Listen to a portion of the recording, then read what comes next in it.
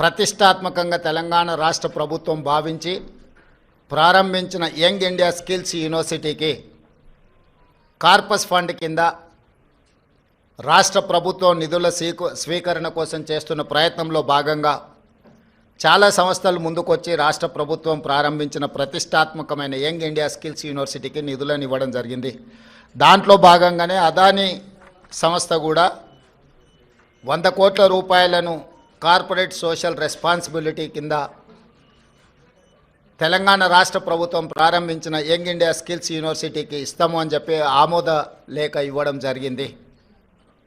ఈ అంశాన్ని ప్రస్తావించడం ద్వారా అదేదో అదానీ గ్రూప్ తెలంగాణ రాష్ట్ర ప్రభుత్వానికో ముఖ్యమంత్రి గారికో అప్పనంగా 100 కోట్ల రూపాయలు ఇచ్చినట్టుగా అనవసరమైన చర్చలకు రాద్ధాంతానికి తావిస్తున్నది.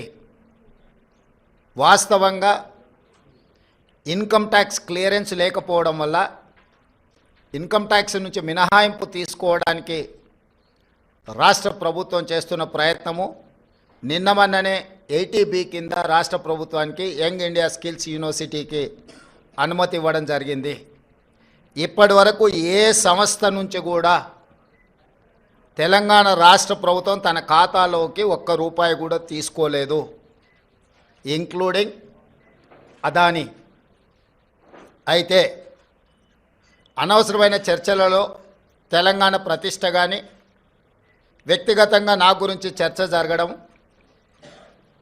మా మంత్రివర్గ సహచరులకు నాకు ఎలాంటి సుతారము ఇష్టం లేదు. అందుకే స్పష్టంగా నిన్ననే రాష్ట్ర ప్రభుత్వం తరఫున అదానీ గ్రూప్ ఆఫ్ కంపెనీస్కి మా అధికారి జయేష్ రంజన్ ద్వారా లేఖ రాయడం జరిగింది. జరుగుతున్న వివాదాలు, ఆరోపణలు, రకరకాల పరిస్థితుల వల్ల తెలంగాణ రాష్ట్ర ప్రభుత్వం మీరు ముందుకు వచ్చి ఉదారంగా తెలంగాణ యంగ్ ఇండియా స్కిల్స్ యూనివర్సిటీకి ఇస్తాన్న 100 కోట్ల రూపాయలను తెలంగాణ రాష్ట్ర ప్రభుత్వము స్వీకరించడానికి సిద్ధంగా లేదు. కాబట్టి దయచేసి మీ 100 కోట్ల రూపాయలను యంగ్ ఇండియా స్కిల్స్ యూనివర్సిటీకి బదిలీ చేయొద్దు అని చెప్పి విస్పష్టంగా వారికి లేఖ రాయడం జరిగింది.